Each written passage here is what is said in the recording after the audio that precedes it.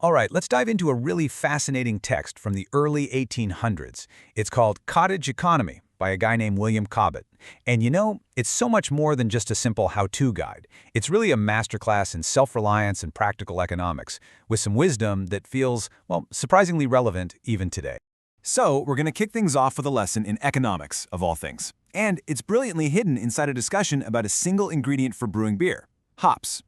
Cobbett uses them to show us that the price tag on something, yeah, that's rarely the whole story. So he poses this really fundamental question. When the government slaps a tax on something, is that the only extra cost you end up paying for it as a consumer? Well, Cobbett's answer is a big, resounding no. Not even close.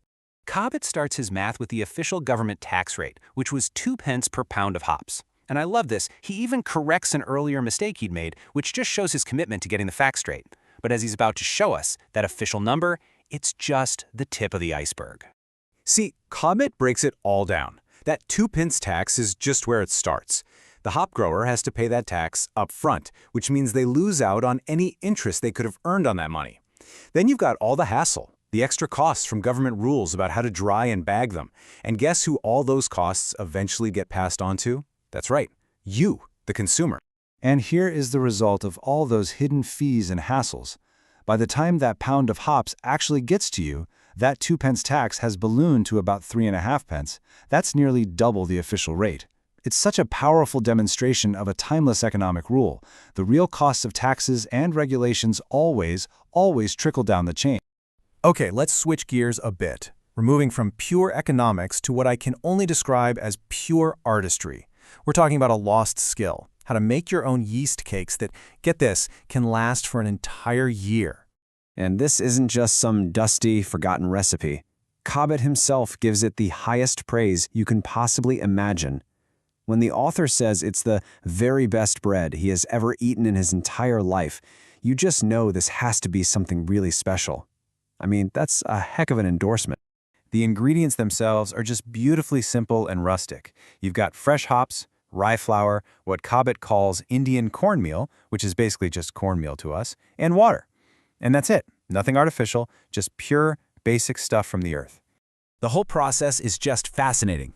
You boil the hops, stir in the rye flour, and then wait until the next day to add the cornmeal until you get this really stiff dough. After kneading and rolling it out, you cut out the little cakes using an upside-down drinking glass. But here's the magic trick.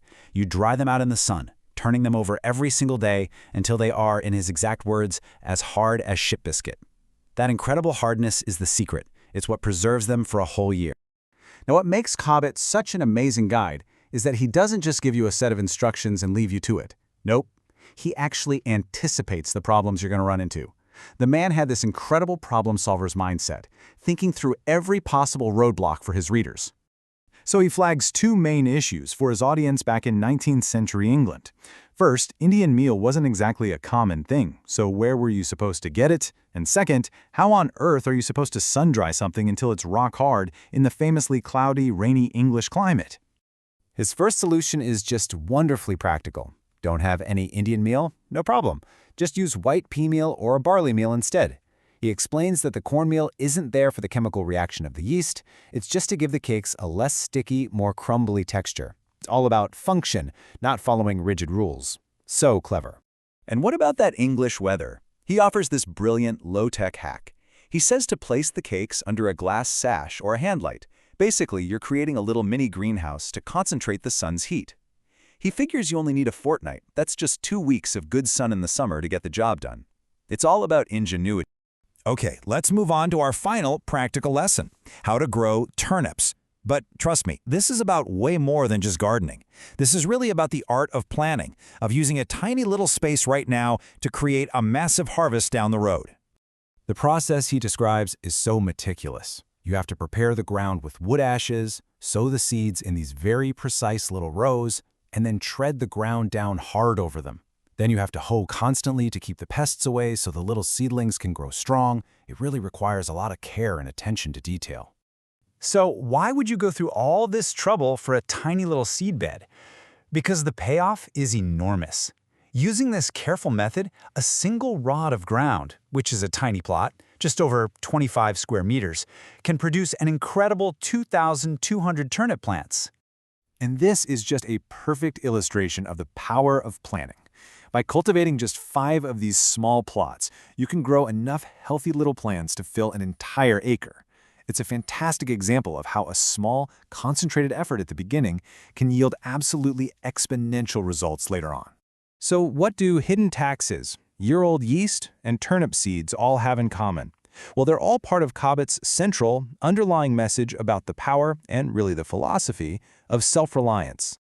After solving every single practical problem he can think of for his readers, Cobbett boils it all down to one essential thing: determination. He basically says you can have all the instructions in the world, but if you don't have the will to actually try, it's all useless. This single idea is the heart of his entire philosophy. And that leaves us with a final thought, doesn't it? Cobbett was writing for an age of hardship, trying to push people toward being more independent. But we live in an age of unbelievable convenience, where almost anything can be done for us. So the question is, what can be learned from his focus on the will, that simple, powerful drive to just do things for ourselves? What value does that hold for us today?